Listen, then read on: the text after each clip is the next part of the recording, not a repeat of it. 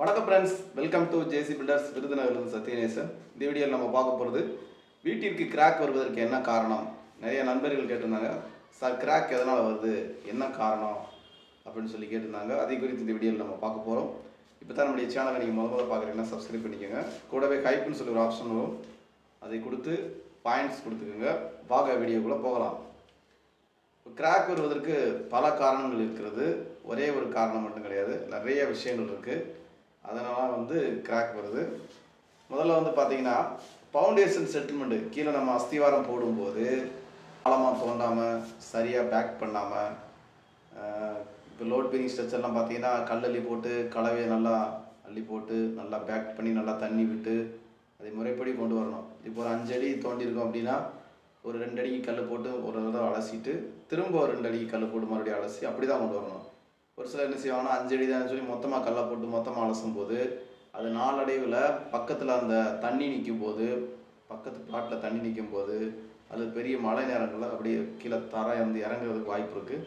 அந்த நேரத்தில் என்ன ஆகுன்னு பார்த்தீங்கன்னா, உங்களுக்குள்ள அந்த கல்லுக்கு கேப்புகள் இருந்துச்சுன்னா அதுவுமே சேர்த்து இறங்கும். அந்த நேரத்தில் அந்த சின்ன கிராக் நமக்கு தெரியும். அதனால் ஃபஸ்ட்டு ஃபவுண்டேஷன் செட்டில்மெண்ட் சரியாக இல்லைன்னா பில்டிங் கிராக் வரும். கீழே அஸ்திவாரம் சரியில்லை என்றால் சின்ன கிராக் வரத்தான் செய்யும். அடுத்து கிராக் வருவதற்கு காரணம் பார்த்தீங்கன்னா, இந்த ஸ்டீல் அதாவது கம்பி, கட்டிடத்திற்கு தேவையான கம்பி போடாமல் அதுக்கு கம்மியாக குறைவாக போட்டாலும், இப்போ நம்ம காலம்லாம் போடும்போது 7 இன்ச்சுக்கு ஒரு கம்பி கட்டுறோம், அந்த சிரப்ஸ் கட்டுறோம், அது இடைவெளி ரொம்ப விட்டு கட்டினாலும் கிராக் வருவதற்கு வாய்ப்பு இருக்கிறது. அதுக்கடுத்தாலும் பார்த்தீங்கன்னா நம்ம பேஸ்மெண்ட்டு கூராட்டுதல் இருக்குது. அதுலேயுமே நம்ம முறைப்படி செய்யலை அப்படின்னா தளத்தை கூராட்டும் போது சரியாக பண்ணலாங்க என்ன அப்படின்னா தளம் இறங்கும். அதுலேயும் அது வெடிப்புகள் மட்டும் கிடையாது, தளமே இறங்குறதுக்கு வாய்ப்பு இருக்குது. அதனால் தளம் கூராட்டுகிற விஷயத்துலையும் நம்ம கவனமாக செய்ய வேண்டும். அதுக்கடுத்து எதில் நமக்கு வெடிப்புகள் வருது அப்படின்னு பார்த்தீங்கன்னா, கலவை விகிதம் மணல் அதிகமாகி போனாலும் தரமற்ற நமக்கு இந்த பிளாக்ல மணல் கிடைக்கிது அப்படின்னு சொல்லிட்டு அந்த மாதிரி லோக்கல் மணல்லாம் வாங்கி கம்மியான ரேட்டில் சிமெண்ட் வாங்கி கம்மியான ரேட்டில் கம்பி வாங்கி இப்படி எல்லாமே தரமில்லாத பொருட்களை வச்சு நம்ம யூஸ் பண்ணாலும் கிராக் வருவதற்கு வாய்ப்பு இருக்கிறது. அதுக்கடுத்து வாட்டர் கியூரிங், நம்ம ஒரு கட்டிடத்தை கட்டுகிறோம், அது எல்லாமே சிமெண்ட் எல்லாமே போட்டு கட்டுறோம், ஆனால் தண்ணீர் ஊற்றவில்லை என்றால் வெடிப்புகள் வரத்தான் செய்யும். வாட்டர் கியூரிங் மிக மிக அவசியமாக இருக்கிறது. வேலை பார்க்குறது பெருசு கிடையாது, அது முறைப்படி பிடிப்பாக நம்ம தவிர்த்துடுறோம். அதுக்கடுத்து வாட்டர் கியூரிங் பண்ணிவிட்டு தரமான பொருட்களை பயன்படுத்தி வீடை கட்டுறோம், எவ்வளோ கம்பி தேவையோ அதை கரெக்டாக போடுறோம், எவ்வளோ காலத்துக்கு எப்படி சிரப்ஸ் தேவையோ அதெல்லாமே கரெக்டாக போடுறோம், கரெக்டாக கியூரிங் பண்ணுறோம். அதுக்கடுத்தாப்பில் சொல்கிறேன், லோடு அதிகமாக இருந்தால் ஒரு கட்டிடத்திற்கு இவ்வளோதான், இந்த பேஸ்மெண்ட்டுக்கு இந்த ஃபவுண்டேஷனுக்கு இவ்வளோ தான் வெயிட்டு கொடுக்கணும்னு ஒரு கணக்கு இருக்குது. அதிகமான வெயிட் பாரம் ஏறினாலும் வெடிப்புகள் வரத்தான் செய்யும். அதனால் இந்த விஷயங்கள்லாம் மனசில் வச்சுக்கோங்க. ஃபவுண்டேஷன் செட்டில்மெண்ட்டு, தரமற்ற கம்பி சிமெண்ட்டு மணல் பயன்படுத்துவது, சிமெண்ட்டு குறைபாடு, வாட்டர் கியூரிங் பிரச்சனை, அடுத்து லோடு அதிகம், ஒரு சில விஷயங்கள் நான் சொல்லியிருக்கேன். இது எல்லாமே இந்த கிராக் வருவதற்கு காரணம்.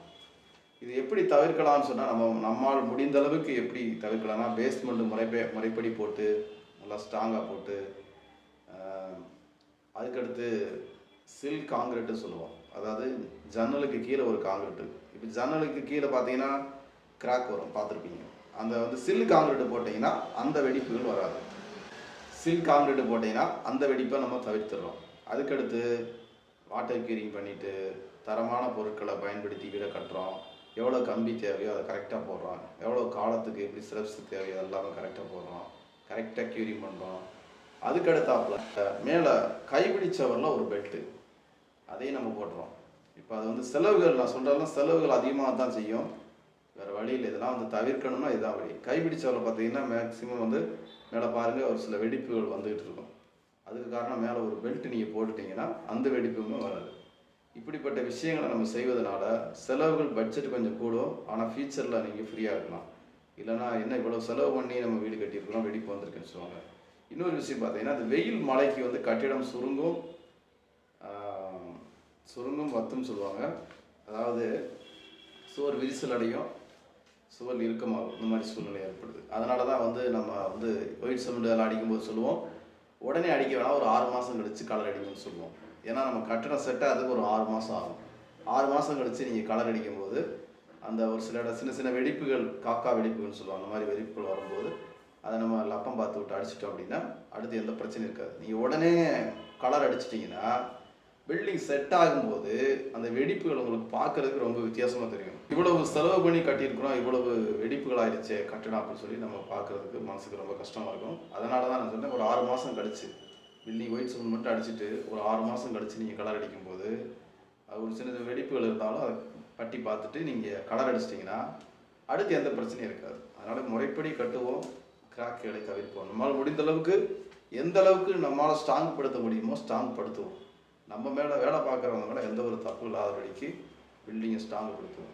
வேறு ஏதாவது இன்னும் கிராக் வருவது குறித்து விஷயங்கள் இருந்துச்சுன்னா கமெண்ட்ல தெரியப்படுத்துங்க. இந்த வீடியோ உங்களுக்கு பிடிச்சிருந்தா ஒரு லைக் பண்ணுங்கள். மீண்டும் அடுத்த வீடியோ சந்திப்போம்.